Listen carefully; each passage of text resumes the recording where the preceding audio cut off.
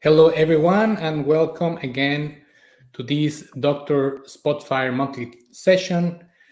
I'm Jose Leviaguirre, your host, and with me I have Miguel Diaz, Senior Project Manager at Spotfire, and we're going to continue this series. This is the third one of the last from three series about the product deployment kit. The first session was about just the cloud deployment. The second is the product openness. And in this session, we're going to talk about product elasticity. And Miguel is going to tell us more about it. Hey, Miguel, you want to say hi to everyone? Hi there. How's it going? All right. So before we continue, I'd like to give you a couple of reminders and announcements. So first one is don't forget to subscribe to our recorded sessions. Remember, we are live every Tuesday, the first Tuesday of every month in the YouTube channel. You can watch it here at Dr. Spotfire channel. And then we have the Dr. Spotfire community. Let me show you the Dr. Spotfire community. It's our new website. We have forum, clubs, events, everything. And I encourage you to join the clubs. Click on clubs and you will see many different for specific industry. We have the energy user group, manufacturing, and so on. And this one is my favorite, Dr. Spotfire. You can just go ahead and join. And here you can see also the live sessions and what Dr. Spotfire is, the upcoming events, and then we have the past sessions. So here we have part one, part two from the previous sessions, and we have the link right here. Right now is live. He's live in LinkedIn, YouTube, and Facebook and X. So let's go on with our motto. Okay, learning is not driven by answers, but by questions. So please, if you have any questions, just keep the questions coming through the chat. And if you're watching this recording live, then you can always have your question and we will be happy to answer them. All right, well, we have Miguel Diaz. Today is the Spotfire Deployment Kit again. He's the Senior Product Manager here at Spotfire. Miguel, the floor is yours. Yeah. Hello and welcome again. Today we're going to talk about Spotfire and Kubernetes, product elasticity. But first, let's remember, as you know, Spotfire is a platform for self-service analytics that gives a line of business users the powers to analyze data, share insights, take action, and more. And from an architecture point of view, Spotfire consists of a set of specialized scalable services. You can deploy the types that you need. And on top of that, you can use add-ons like Spotfire mods from the Spotfire community or your own ones, and you can integrate also with the Spotfire, understand with the Spotfire APIs and use Spotfire actions, and use the CDK as we saw in the first and second session, and many more. And you can use it from the desktop, web browser, mobile devices, and deploy it anywhere on bare metal, VMs, containers, Windows or Linux, on premises, or in any cloud service provider of your choice, or in a hybrid environment. So, why Spotfire on Kubernetes? There are many benefits, and again, the main three reasons that I consider that are the most important ones are because, in a nutshell, you want easier, faster, repeatable deployments based on templates, automated, and you do not want to be locked to one specific provider or just being locked to be to deploy only on premises. You want to be able to deploy wherever you want, on premises and in or any cloud. And also, you want to use Spotfire with other products. And here I'm talking not only about connecting to the other data sources, but integrating with other services for observability, like logging metrics, maybe identity management, and so on. It should be easy and effortless. It's possible using always standard APIs. So it's just to connect. So you want product openness, and you do not want to have to reserve the capacity for the next year based on some calculations of what you think that you will need today or tomorrow, because that could be too much or too little. It's better to pay for what you are using. So that's why you want product elasticity to adapt to your business needs. And it's not only about reducing cost by taking away the nodes that you are not using, that you don't need, but also to quickly adapt to whenever you have that workload that requires more power, right? So let's focus on the last one.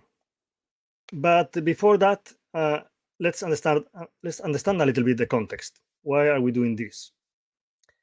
Historically, the Spotfire services support static and dynamic routing.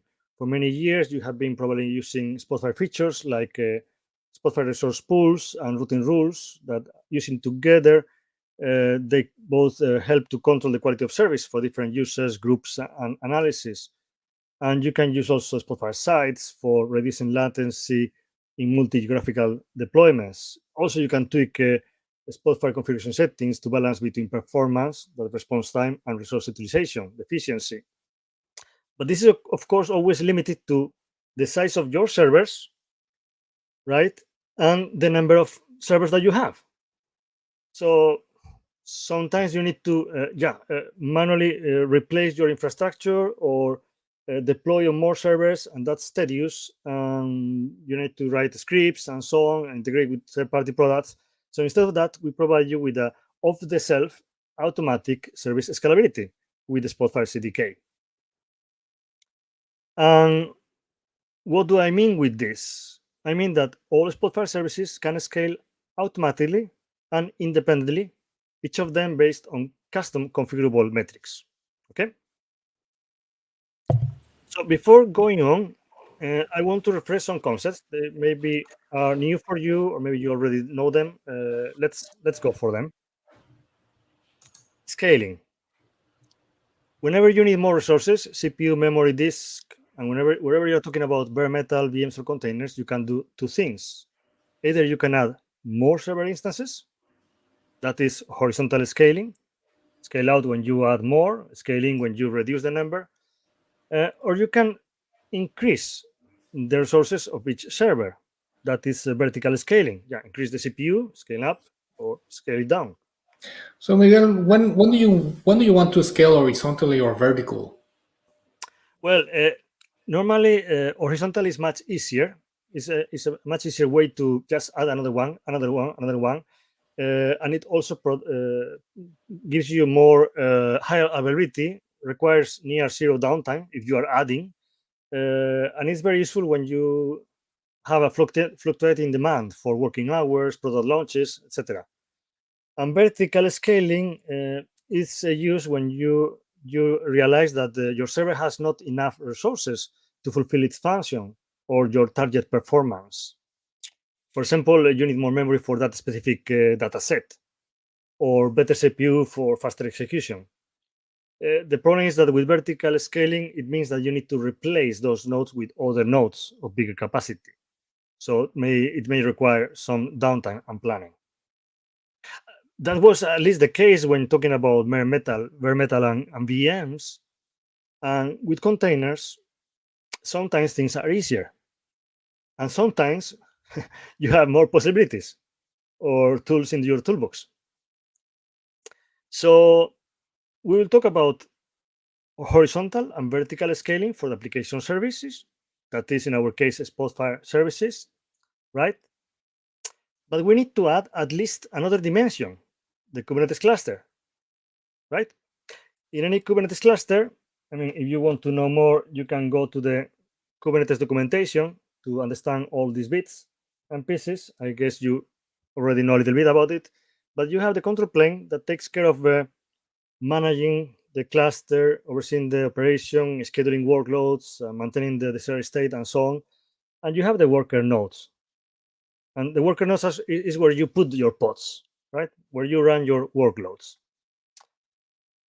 So typically you would install a Kubernetes cluster, and you would have by default 3 nodes, maybe. That's the typical default. You can have any number of them. And of course, you can set up this, not only the number, but the size of those worker nodes, right? So in other words, what we are talking about here is that you can also apply horizontal and vertical scaling to your Kubernetes nodes. That's the other dimension. And there are more dimensions even that you could add, since you can create different node pools within your Kubernetes cluster. Typically, you could do it for different resource configurations, for specific loads, or in different regions, for availability and multi-country sites. What else? Whatever. Many other different use cases.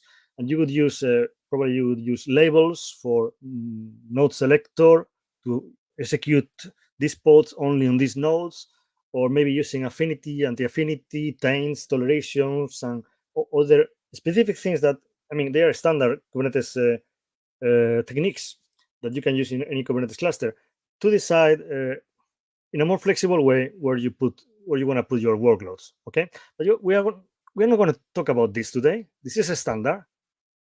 I'm going to focus on what you need to think about for Spotfire, right? My point was that when you talk about the scaling in Kubernetes, you should take into account at least those two levels: the worker nodes and the pods.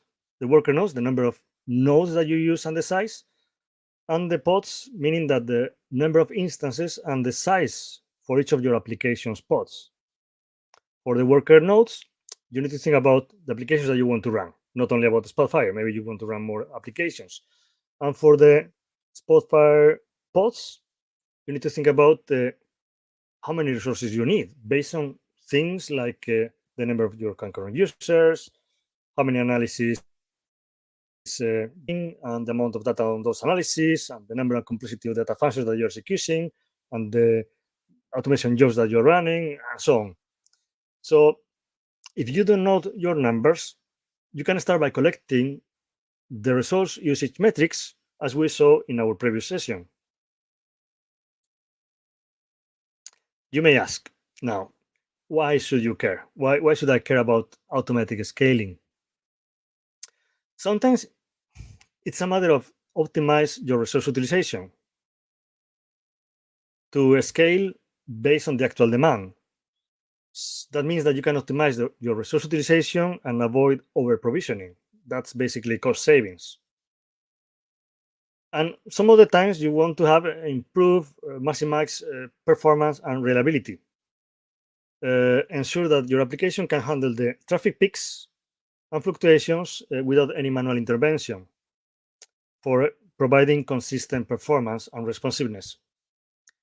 And of course, here you want to, maybe you put the limit to how much you want to scale, right? Also for cost control. Okay, very nice. How can we do that? Let's assume that we have a Kubernetes cluster, any number of nodes, right? We will install Spotfire in its namespace. Spotfire 42, because it's the answer to all your questions, right? And first, we're going to see how it works with horizontal pod scaling.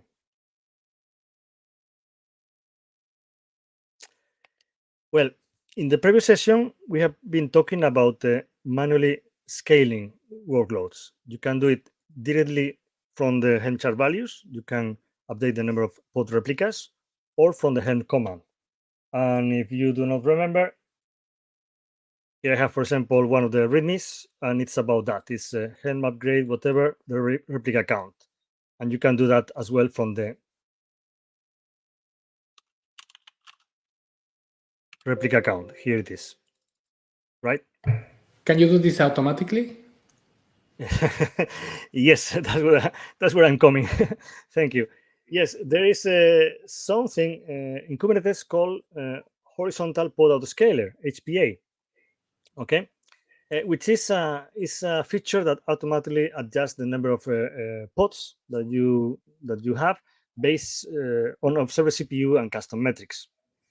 And it uses the Kubernetes API to interact with the cluster, monitor the resource utilization, and so on. I mean, you can read a lot about it here. How does it work? And it works very fine. It's a very good thingy, but maybe it lacks flexibility on the metrics and formulas that you want to use for scaling. So, is there anything easier that I can use? Well, as you remember, the other day we went into the Cloud Native Computing Foundation landscape, right? And in this case, we are looking into the scheduling and orchestration applications. And here we see, of course, Kubernetes and the KEDA project, right? The KEDA project, it's a graduated CNCF project. Has a PAS 2.0 license, and it stands for Kubernetes Event-Driven Autoscaling. And yes, it provides a very easy and extremely flexible way for autoscaling workloads using standard Kubernetes horizontal pod autoscaling API, because it talks with it and enables custom-defined metrics and scaling rules. How does it work? You go and read the documentation, okay? We are not going to get into details. Here you have all the components and how does it behave and the configuration. But basically, it fetches the metrics from the configured scaler that you use. And based on whatever the formulas that you write, you configure it, it talks to the horizontal pod of the scaler to scale those pods. That's basically what it does. It provides that interaction between your metrics storage and better way for writing rules and talks with the HPA. Okay? Question so far? Nope. So, as you remember, in our latest session, we show you how to deploy Spotfire using the CDK. That by default, whenever you install the Helm charts, the default Helm charts, all of them include service annotations for Prometheus scripters, which means that if you have installed Prometheus server in your Kubernetes cluster, it will magically discover all the service endpoints from Spotfire, and it will use those specifications for fetching those metrics. And you are guessing what is this? Yes, this is KEDA. We can check our README for whatever the service. And here we see in scaling that you can do it this manually, or you can apply automatic scaling. And what do you want to configure? Basically, two major things: enable false or true, and where is located your Prometheus server. Okay, and by default, each of the services has some configuration value, some default metric that it configures with. The web player uses the health status, for example. So if I use this and set up this to true and this to my Prometheus server, that's all I need to have.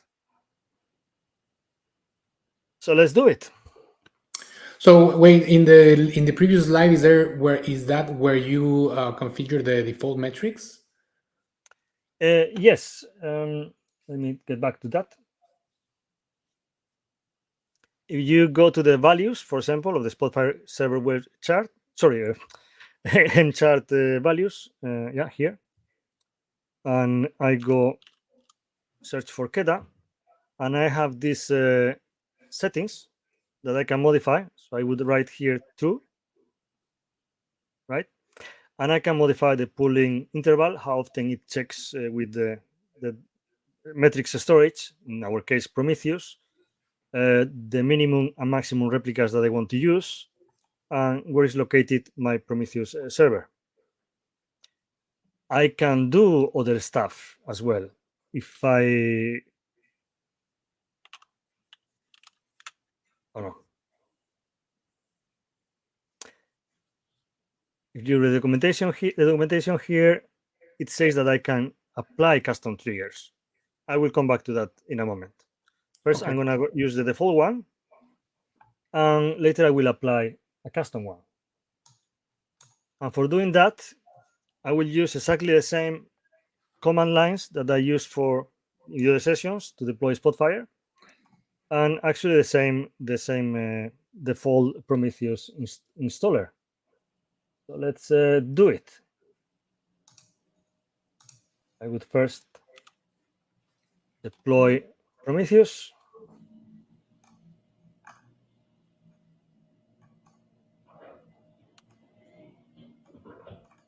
The other day I installed first Spotfire. Normally it doesn't really matter if you install Spotfire first or Prometheus after, or doesn't really matter. But since I'm gonna use the KEDA for deploying the CDRs, custom deploying the resource definitions, custom resource definitions, and some other stuff that is included in the Helm chart, I need to install KEDA before, right? So here it is. Now I see that I have the Prometheus installed in this namespace revision 1, and soon I will have here my Helm, the KEDA Helm release.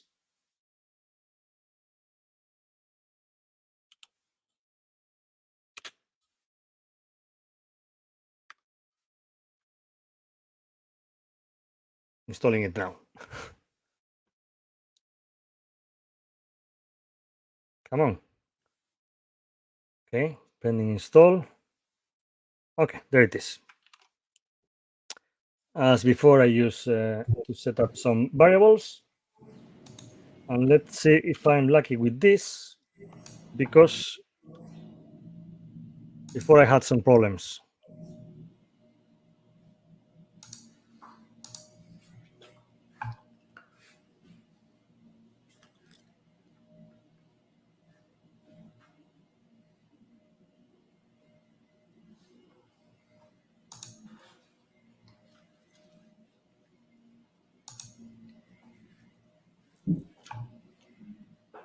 Okay, it is deployed.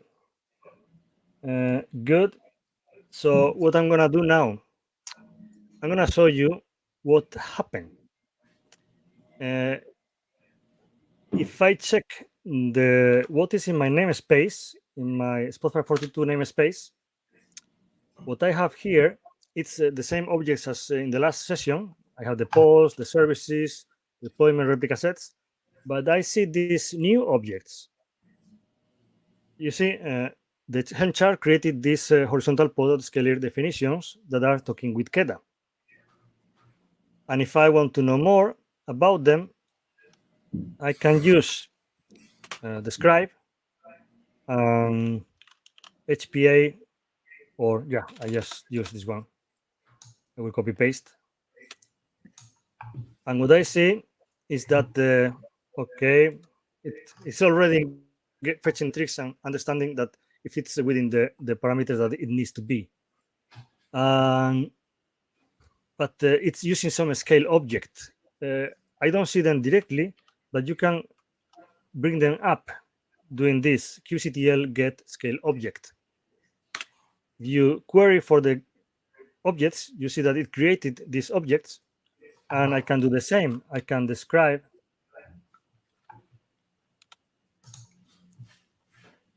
any of them. I will take this one,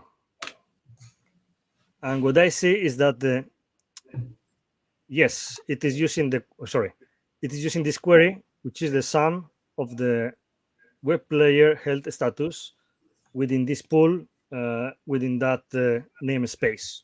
Okay, so this is the metric that it is using. So yeah, it's using the default ones. The only thing that I did was enable true and point to my Prometheus server. That's all. Using the default settings, it will work for you probably. But what if I want to do something else? What if I want to do custom metrics, what you asked before, right? Well, I could follow those instructions and apply these triggers and write the metadata that I want to use.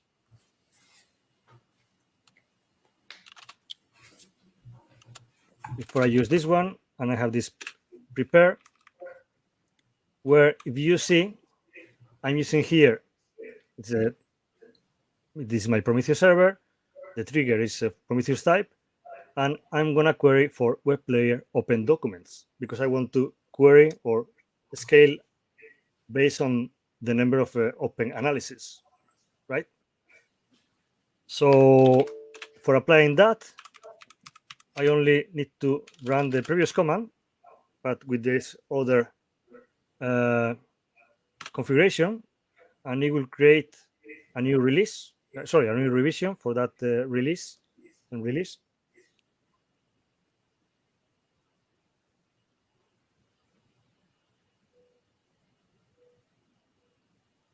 Okay, will happen in a moment, I guess.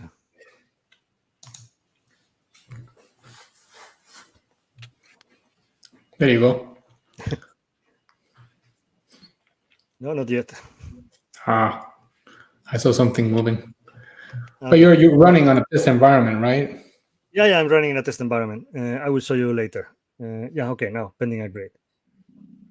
I had before I had some connectivity issues, so I scratched my Kubernetes cluster and I recreated in a moment, just 5 minutes before this session. So that's why I'm a little bit scary. But yeah, it works. It should work. So if we run the same command as before, right? And I want to describe that scale object to see how it changed. What should it show? It should show that yeah, now is looking towards the number of open documents. And you maybe wonder, how do I know which metrics I want to use? Because you wonder that, right? Yeah. So if you remember the other day, I did some port forwarding, so I can open the Prometheus application from my home, from my local host.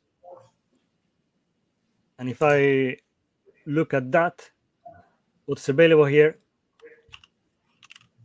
I see a huge amount of metrics that I can use, right? For the server, for the web player. And within them, I just chose the open document. Yeah, we have open documents, open document views, we have many other things. So you can measure, you get all those metrics by default into Prometheus, you look at them, you check what you want to scale on, you change that metric, you decide which threshold, because here I'm writing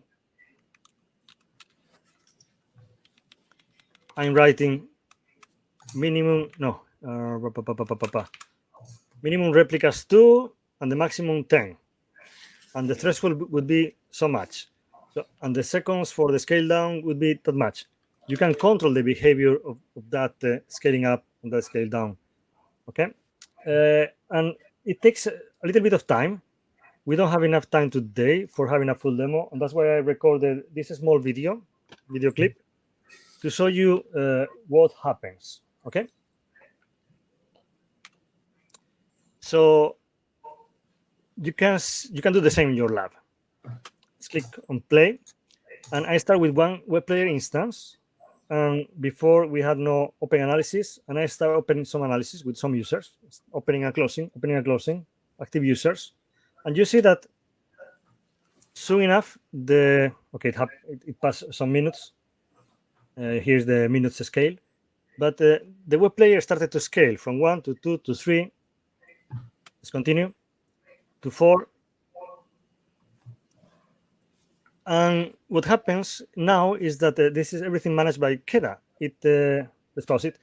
It reads the Prometheus metrics, as we said, that we configure in our custom query, checks that value against our configured threshold, and tells the horizontal pod autoscaler to update the number of instances that we require. And it steps up and steps down slowly. And this is very important. It shouldn't have to happen immediately, because you want to keep some cooldown period of some seconds before acting too fast to avoid the toggling up and down, up and down. Okay, the situation is stable, I will take it one down. Situation is stable, I take it one down. Okay, but you see basically how it works. Now we have two web players running, and some open analysis, it will not drop down to one yet. Later it will go down, it will drop down when Oh, it that's is very good. enough time. Okay. So basically, you're Okay. using this to monitor the how to scaling. We're talking right now vertical scaling, right? We'll see. No, we are This is talking now horizontal. horizontal. Yeah. This is Yeah, horizontal. adding more instances, reducing the number of instances. Yeah. I see. But now we are going to talk about vertical pod scaling. So we have seen how horizontal works and how can we automate it. What about vertical pod scaling? If I want to do that, first I need to understand how big, right? For starting, how big my Kubernetes cluster needs to be, how many nodes, how big each of the nodes, and also these pods, how big should they be, how big should they be? And the answer is always that it depends. You can start by looking into the system requirements for the different services. For example, we were talking about web players, so we take web player, and you see that we have a minimum requirement for processor and minimum requirement for RAM, and also recommended. Okay, so if we take the minimum, the bare minimum, and we put just one instance of each, because this is a small test system that I want to run here, and I assume that I'm going to run in a 3 nodes setup. This is more or less what I would need for a small setup. Okay, and note that I added some cores. It's not exactly the same sum, because I need to take into account the HA proxy pod, probably the log forwarder pod, Prometheus, Ankeda, maybe the Fluent Bit sidecar container on each of the Spotfire pods. And so you add a little bit. So you know now that this namespace would need so much, whatever the number of nodes. And I will call it request, because that's what I need to request from the Kubernetes cluster. Bear with me here. Of course, this would depend on my usage. If it's a one-person test system, I can probably run with much less. If you look here on my cluster, this K9S is a great tool. I would recommend you to use it. You can see that I have 24 cores, I guess, and 80-something gigs of RAM, okay, in this server. But I'm barely using half core. I'm using 1% of the CPU because all my nodes are idle. All my are idle. I'm not putting load into the system.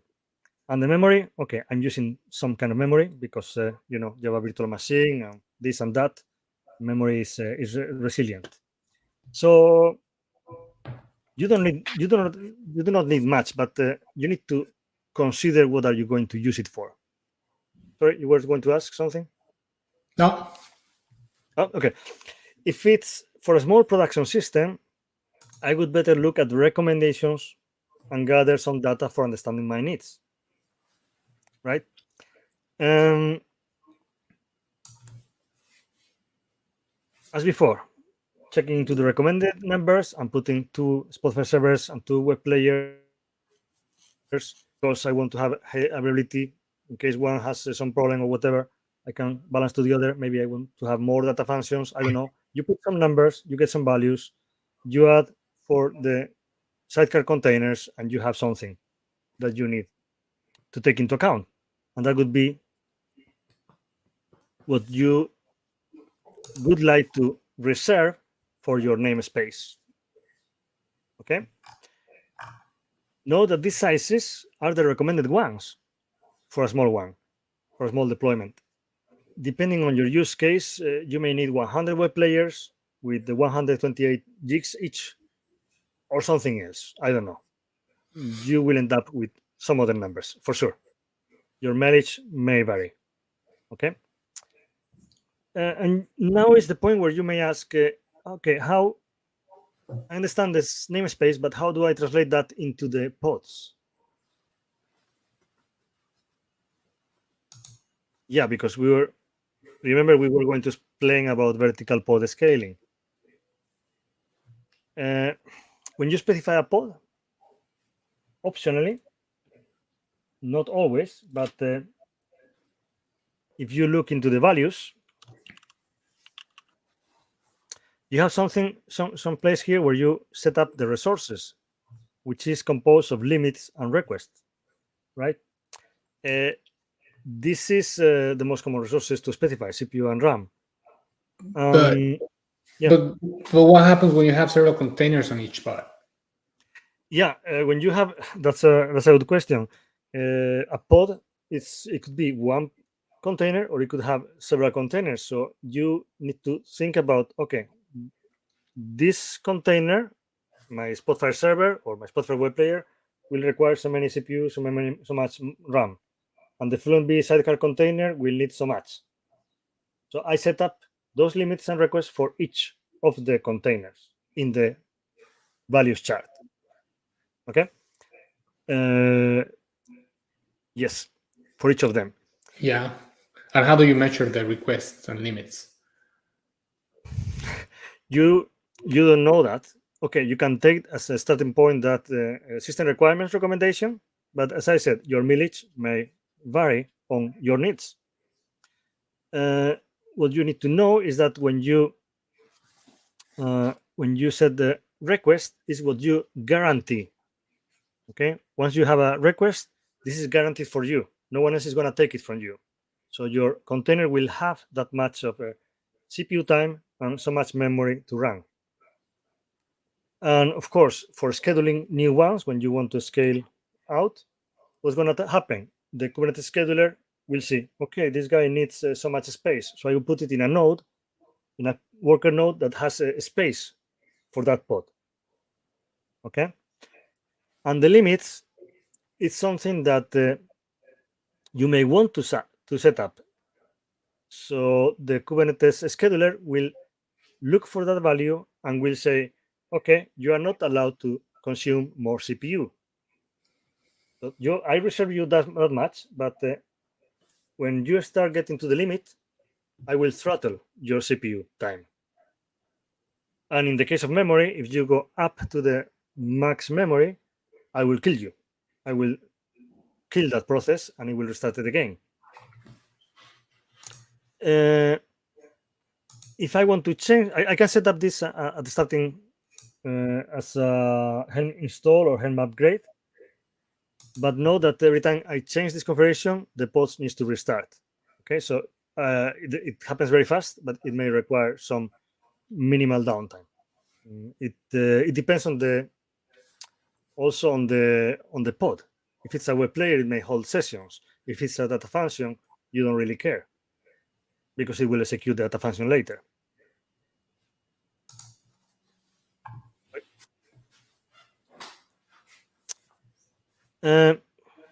What more should I say here? I know we want to enter here. Yeah, we have time, right? Yeah, we have time. Yeah, we have time. Okay. So what happens if you do not set the limits and requests? It is the Wild West, right? You do not guarantee anything. So the process that first gets CPU or memory, the other doesn't get anything. You better set some requests to guarantee the minimum CPU that you think that your typical pods will need and your minimum memory. This I'm talking about production systems. For testing systems, you don't really care. You are just playing around and you're not going to break anything. Yeah, but it's always good to set limits and requests. Yes, it's always good. And the limits, do you want to set up the limits for the CPU or not? Some people argue pro and con. I am with most of the people that says that since CPU is a compressible unit, which means that at some point in time, my process will have a high peak of CPU and later it will drop, probably. Maybe I don't need to set up limits, because that way I will not be throttling any process, and whenever someone needs, they will have. If I set up limits, maybe I end up with having a free CPU in the cluster that no one is using. So I may want to not set CPU limits. Memory, right? Yeah, and in memory, yes, I would like to set up memory limits, because memory is not compressible, and many times, not always, but many times, once a process gets memory, it doesn't release it. So you better set up that limit. Of course, for production systems. With the CPU, when you set up the limit, nothing happens. It will be throttle. Okay. With the memory, it will kill the process if you reach that limit. So that's why it's very important to take into consideration that you need to measure that, be vigilant on the process that you have set the limit, so they have enough space or to run. And you may want to set up, together with those limits, of course, horizontal pod scaling. So if the load peak cannot be taken, but that elasticity in the pod, it can be taken by another pod, right? Or maybe you need to understand that your use case requires higher or bigger pods, because you are working with very large data sets. So that's all. You may ask, can I automate this? Yes, you can automate it. There is some project called, put it here, it's called autoscaler, vertical pod autoscaler. Okay, it's in GitHub. It's very much used. Even there are most of the clouds provide easy interfaces to use this BPA, but it's not part of the standard Kubernetes API or implementation. How does it work? It's running, and instead of having you to set or update those CPU memory and limits or think about them, it will provide you recommendations so you can apply them later. Or if you want, you can let it apply those recommendations for you automatically. Probably you want in a production system to, okay, give me the recommendations, I will apply them when I want. But this is, yeah, you can use it in most of the clouds. And I said something about elasticity, and I would like to differentiate between elasticity and scaling, right? And I would like to say something about the namespaces. In the same way that you set requests and limits, this is not the Spotfire, this is Kubernetes generic, right? In the same way that you set limits and requests into the pods, into the containers within the pods, you can set also limits and requests for the namespace. And this is very useful for applications. When you have several applications in the same cluster, could be different instances of the same application or different applications. You may want to guarantee the resources for each of them. Think about the noisy neighbor, right? You want to have some control. Yeah, but do I have to go and knock on the neighbor? No, you just need to tell, okay, this is secure, this is your request, and you can expand as much as that size, right? So it is elastic. It allows you to set some kind of a control how much resources are you allowed to fetch by minimum and up to here to the pod level and to the namespace level. So in other words, in Kubernetes, you do not have to think. You do not work with fixed boxes like virtual machines, where you have one-to-one. With you here, you work with workloads that are the pods are elastic inside elastic namespaces, and you can control how elastic you want them to be. And in case that elasticity is not enough, is when you want to scale the pods horizontally or vertically, or the nodes, because yes, you can also scale the nodes. The other dimension that we were talking about before. And for doing that, you use another project. Again, this is not the Kubernetes specification, and this is kind of a standard also. It is within the same place, Kubernetes cluster autoscaler, right? Here you have implementations for many cloud providers. Again, something that takes into consideration the resources of each node and takes the decision of one node more, another node more, another more node. Normally, you would start with the big enough nodes because there is no easy way to automatically or a standard way to automatically increase the vertically those nodes. You have this solution, Kubernetes cluster autoscaler, for scaling horizontally. Okay, you start with one good size of the nodes and you let it scale. You don't need to start thinking about that. You need to start thinking about the pods. Yeah. So let's recap. We can scale pods horizontally, vertically. If manually, I can set up the number of replicas for horizontal scaling and the resource limits and requests for vertical. I can do that also automatically off the shelf because it works as just installing Keda and Prometheus. And if I want to do vertical pod autoscaler, I can do it as well.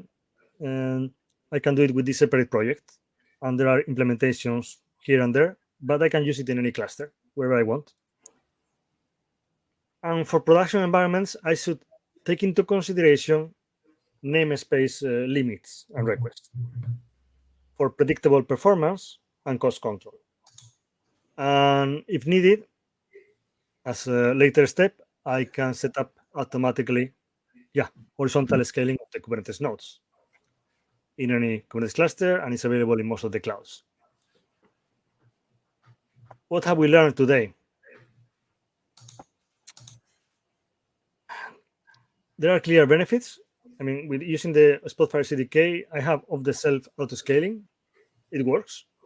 It's flexible. I can apply whatever the custom metric that I want, and the formula based on the summer, on the average or the maximum. I'm using standard APIs, and I can apply the same anywhere in my Kubernetes cluster at home or in Google Cloud, in Azure Cloud, in AWS, wherever. It's vendor neutral. I can use I'm using Prometheus by default, but I could use something else, some other scaler, because Keda supports 64 scalers right now. Downsides. It always depends. You need to understand your needs and decide which metrics you want to use. And the formula, the thresholds, the cooldown period. But you can start using the defaults that we provide. They will be good enough for starting, and later you can adapt. And there is another complexity because you need to think about scaling what? Scaling the Kubernetes nodes, the namespaces, the pods, the application. And you need to think about horizontal and vertically. Okay, but start small with pod horizontal and go up. So, Miguel, when is it worth to use Kubernetes considering the infrastructure costs? Well, I mean, it's normally it's much more cost effective than normal VMs, of course, because in a VM you need the operating system, a lot of libraries, other applications that are consuming resources, CPU and memory.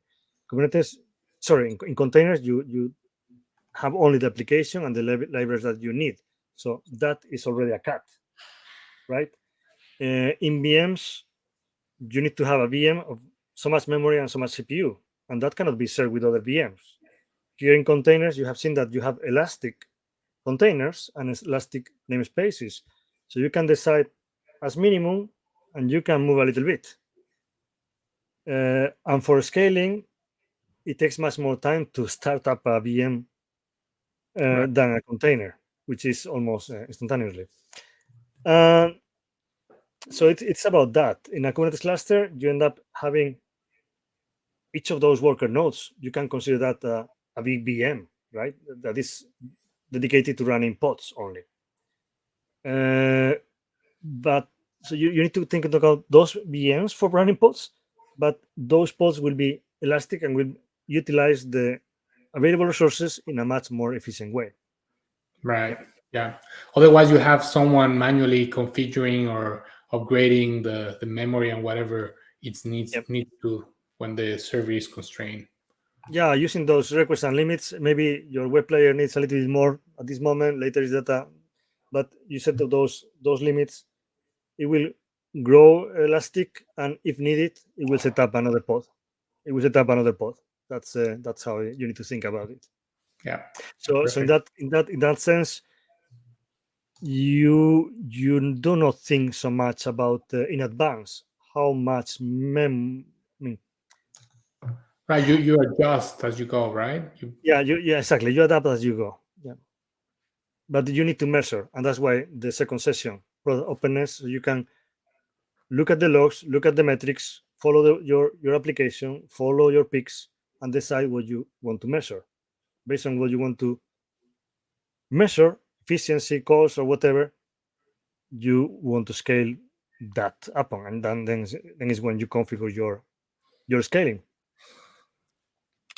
So that's it. Again, deployment anywhere, product openness for its integration, product elasticity for its dynamic resource allocation for your business needs, and whichever the purpose is to optimize resource utilization for cost control or maximize performance. Either way, you can configure elasticity. You can configure Spotfire automatic scaling pretty much off the shelf. Very easy. And that's all for today. I hope it was interesting. Yeah. Thank you very much, Miguel. And it was a great session. Thank you for all your efforts from the first session, the second, and the third. They're all recorded. And well, thank you everyone for attending, and see you next time. See you soon. Bye-bye.